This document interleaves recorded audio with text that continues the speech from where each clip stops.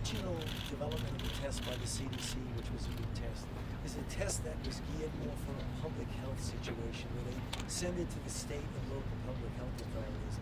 And then when someone comes into the doctor's office to get a test, they talk about whether they really need it, and the person orders that. Traditionally, for infectious diseases, that kind of approach works. What is clear now that it doesn't work when you need to essentially blanket the country with that. The only way that works is if you get the private sector involved. Some of the standard companies that make the diagnostic tests that you and I get when we go for a regular visit to a physician. They have been engaged right now. The FDA, the CDC, all of the government agencies, the Secretary himself, Secretary Azar, has been very much involved in working with that group to be able to get that revved up really quickly. You know, I hate to give dates on things, but what I'm hearing from the task force meeting that I just left, that should very likely happen within the next week or so. It's not going to be months, it's going to be a week or so, where you're going to get many, many more tests that are going to be available. The other thing that's important, and there was a considerable amount of misunderstanding about that the original guidelines for whether you could get a test was somewhat restrictive. The FDA has now removed those restrictions. You know, it was part of the thing was, well, you had to have been either in contact with someone or very closely geographically at risk for infection. Now that's not the case. You go to a doctor if you have symptoms that are suggestive of the coronavirus. It doesn't matter where you are or who you are, you can get a test. Dr. Fauci, Maryland and Ohio have just closed their schools, Dr. Fauci. Well, who do I? Maryland thank you.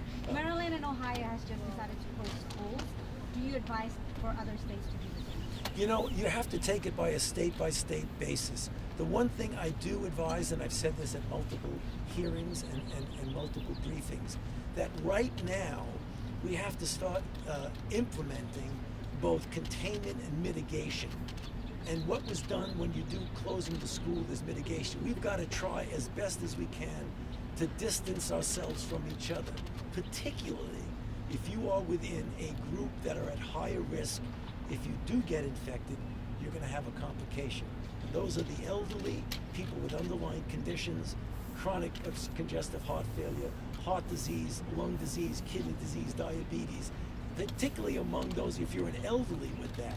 So those are the kind of things we need to do now. And the point that I was trying to make is that we don't want to wait until you get a lot of infections, because sometimes when you make whether it be Maryland, whatever they did, you make a decision to do something, and someone might say, well, are you overreacting? We gotta lose that. We gotta start looking at doing things now in anticipation of what might happen. And the reason is, if you look at infectious diseases, how they work, particularly outbreaks of new infections, they go like this, then they go like this, and then they shoot up like that. And if you look at the curves of the history of outbreaks, they have these sharp peak, and then they start coming down.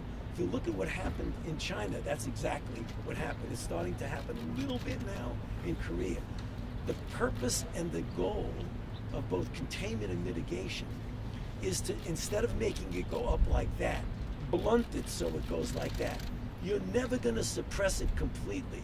So we have to get used to it. We're going to get infections, and probably a lot more infections. Do you think the travel ban has helped for that? I think it absolutely has. I believe if we did not do that with China early on. What about with Europe, when there's already a lot of communities? All right. Well, I think that was a prudent choice. We spent a lot of time thinking about it, discussing it, about whether we should do it, and it was the right public health call. And here's the numerical reason why. If you look back early on, Chinese travelers who were infected seeded not only the United States, but countries in Europe, including Italy.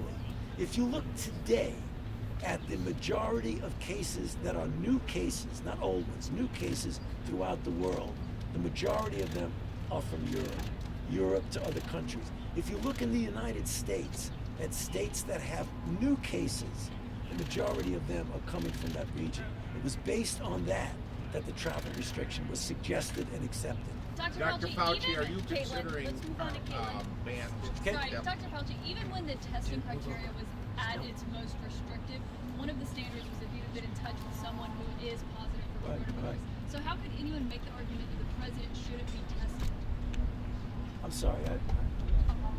One of the standards for being tested for the virus, if I'm correct, was that you've been in contact with someone who's now testing positive. Right. So how could anyone make the argument that the president, who we now know was in Yeah. contact with the Brazilian Like- press secretary, shouldn't get a test? And like I said, I am not going to comment on an individual who has a very competent physician, and the White House physician is very competent. Yes.